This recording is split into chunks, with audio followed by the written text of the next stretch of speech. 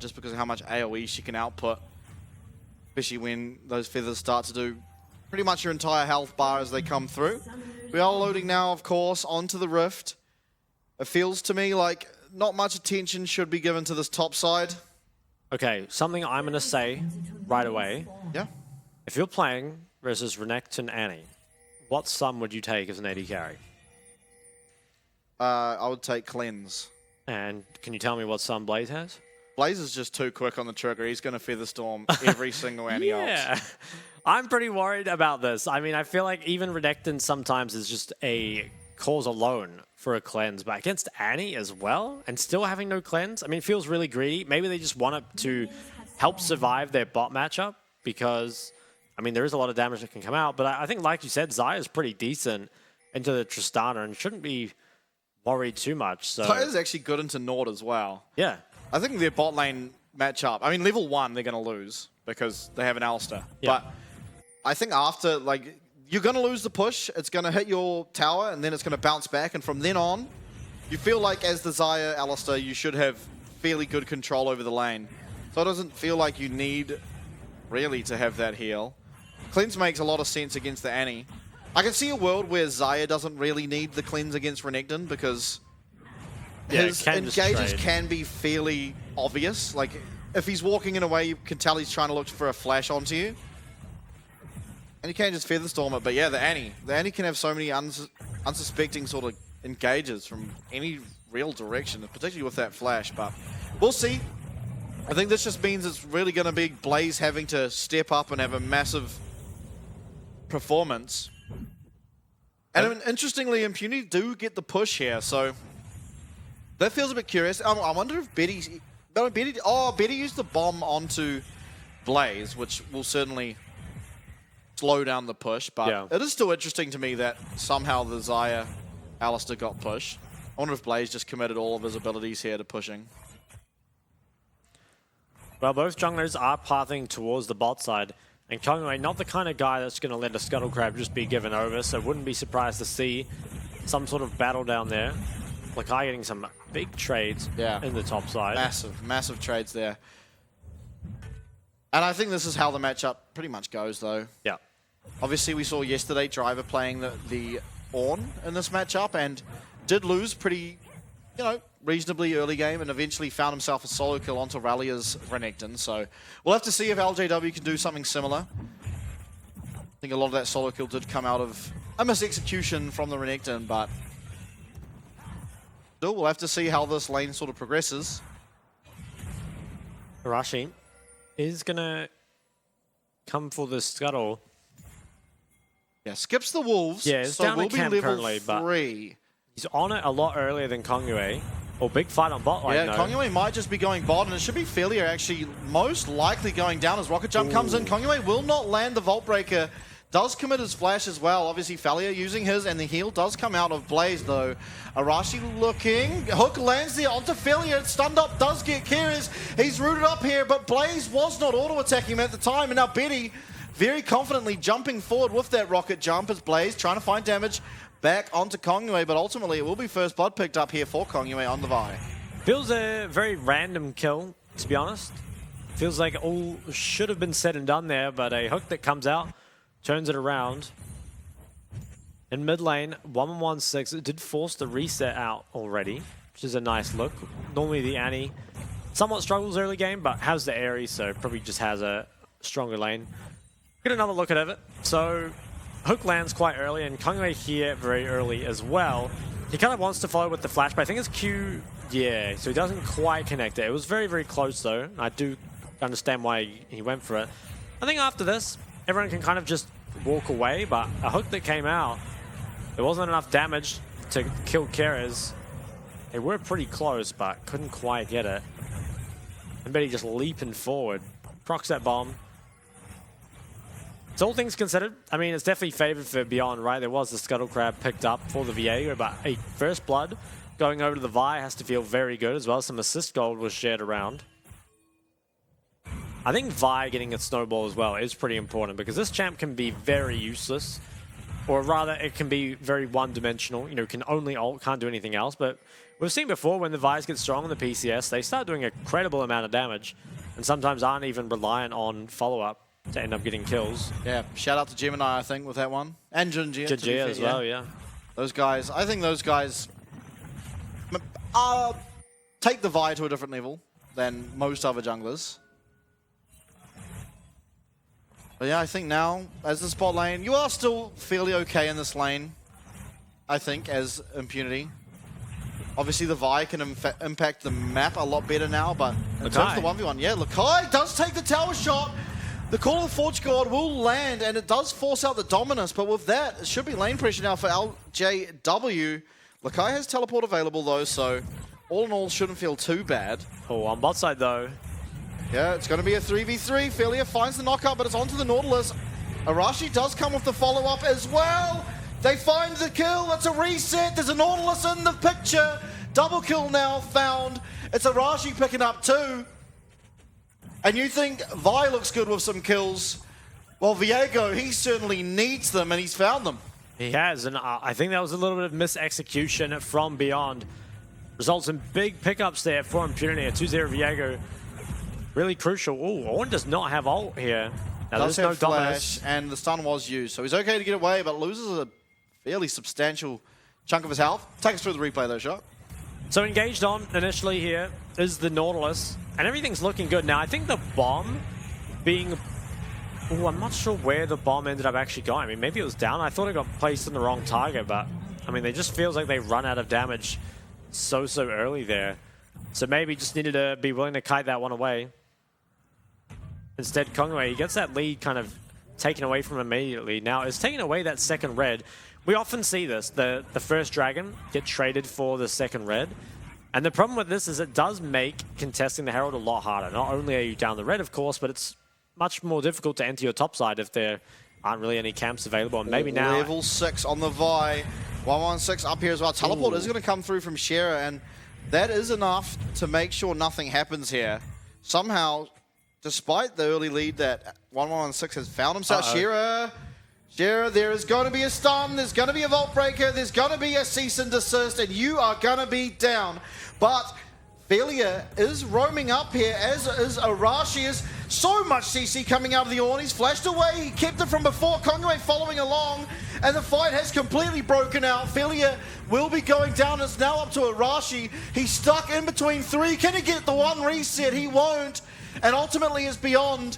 They looked in a bad position perhaps, but ultimately picked themselves up 3. And while Vi fell a bit behind, suddenly he's now ahead. Unmitigated disaster for Impunity. I mean, they lose so many there. I think they lost 4 and didn't even trade over a single kill, which is insane.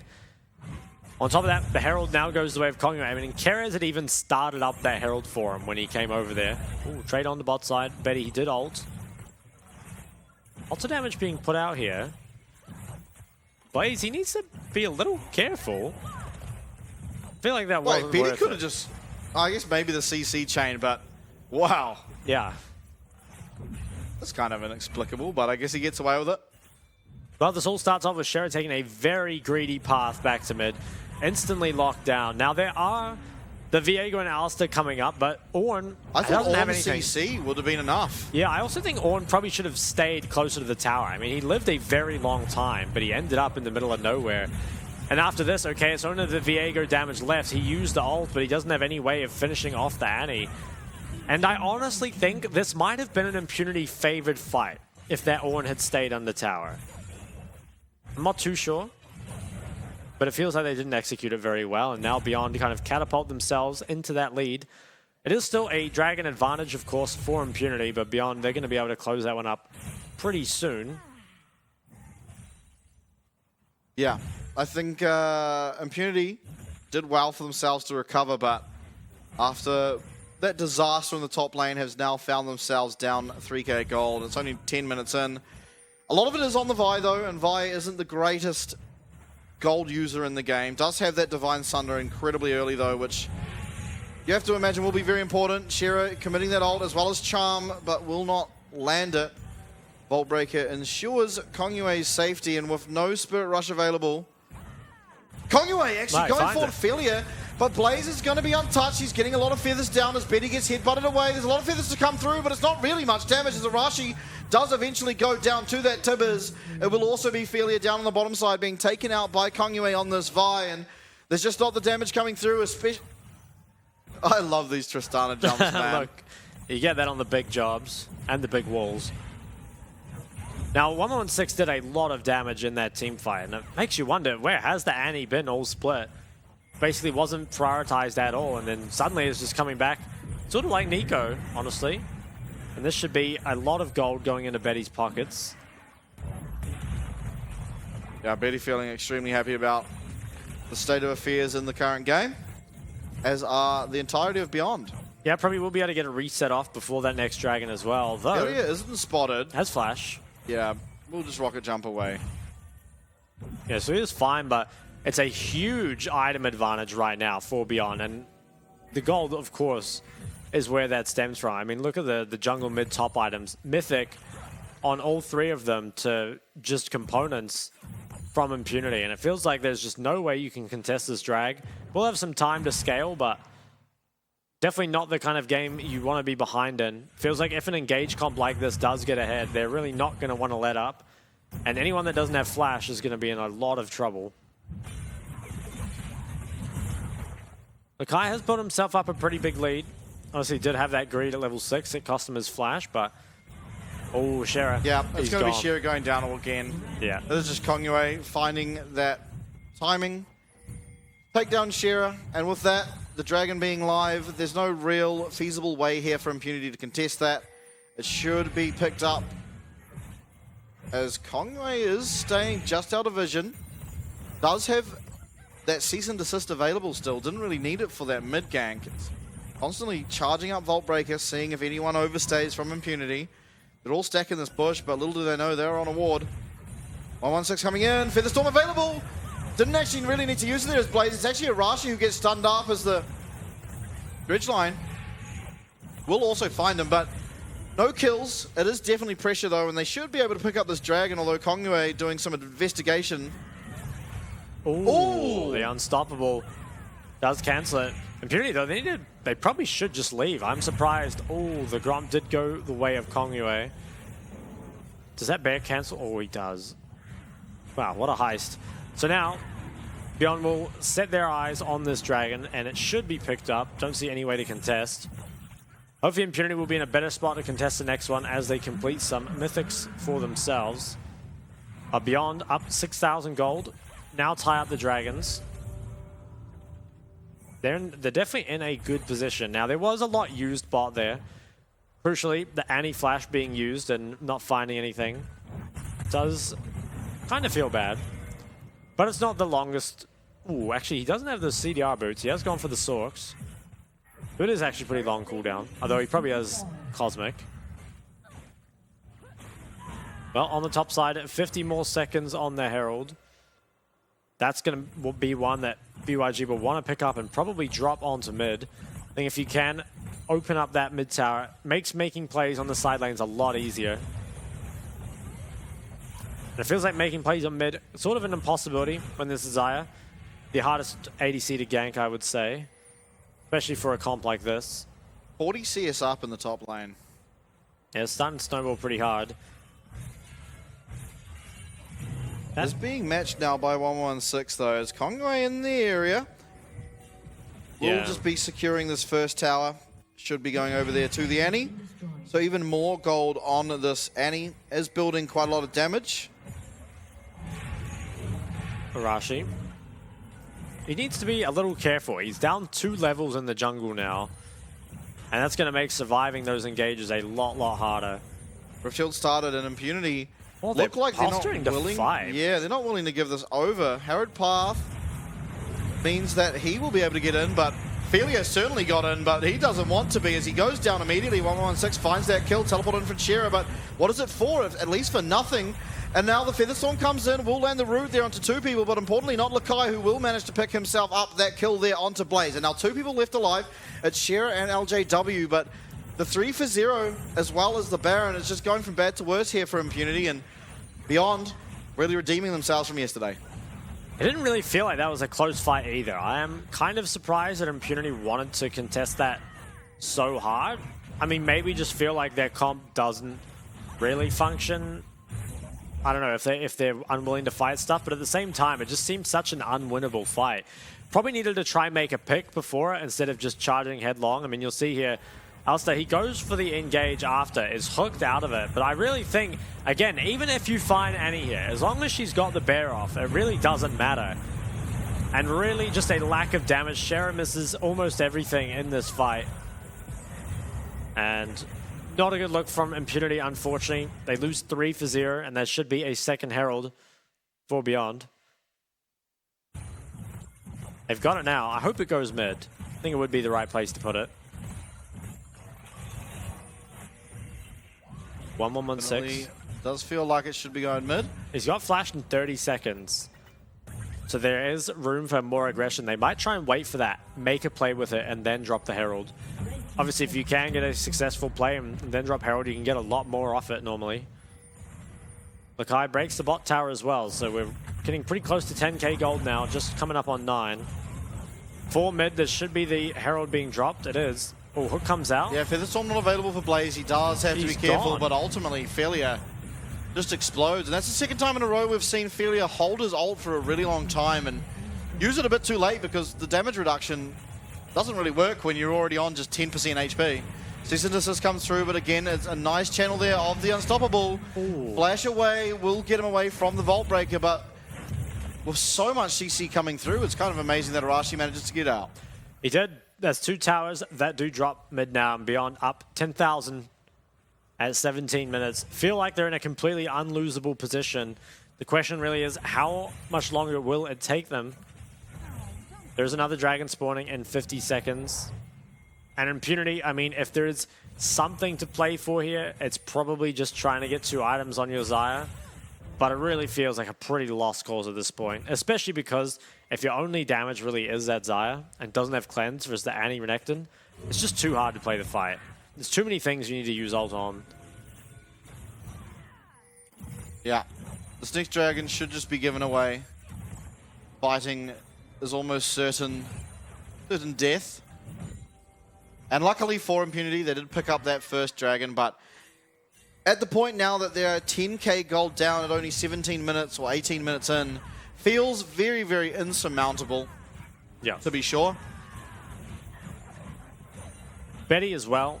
You know, he's had a rather quiet game, but he really is some late game insurance for them. Something I always notice about Betty is that no matter who he versus, he's always up a lot of CS. Now, it's not just yet, but it's really kind of in that mid game, right? I see him start to pull ahead, and it's not kind of unusual to see him, you know, 70, 80 CS ahead of the enemy ADC, even in games when they're losing. Oh, TP comes out. That's 1116. Yeah, I guess he feels confident enough. Obviously, he has a lot of CC, the Rylai's as well. But that's more towers going down. The Dragon picked up and Beyond. They're getting everything everywhere. There's no trade at all for Impunity, other than more time, really.